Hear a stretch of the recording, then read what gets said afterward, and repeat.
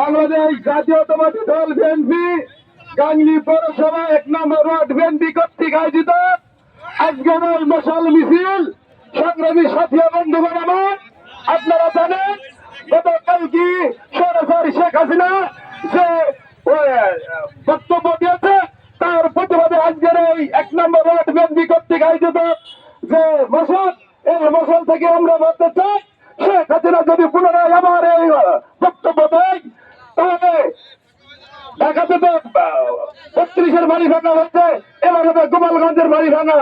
সংগ্রামের সাথে বন্ধু বরাবর আপনারা জানেন বৈষম্য বিরোধী যে ছাত্র আন্দোলনের ছাত্ররা মার খেয়েছিল তারই ইটা গাঙ্গে ধরে একটা মামলা হয়েছিল, সেই মামলার আসামি কিন্তু এখনো বাড়িতে শুয়ে আছে। গাঙ্গী প্রশাসনের দৃষ্টি আকর্ষণ করছি, আপনারা কেন আসামি ধরছেন না? সংগ্রামের সাথে বন্ধু বরাবর সারা বাংলাদেশে আওয়ামী লীগের অফিস ভাঙা হয়েছে, আমরা দেখতে পাচ্ছি এখনো পর্যন্ত মেয়ের পরে দুদুলের বাড়ি কিন্তু এখনো খাড়া হয়ে দাঁড়িয়ে আছে। তাই আমি উদাত্ত নৌপন জানাবো দুদুলের বাড়িতে অতি তাড়াতাড়ি ভাঙা হয়।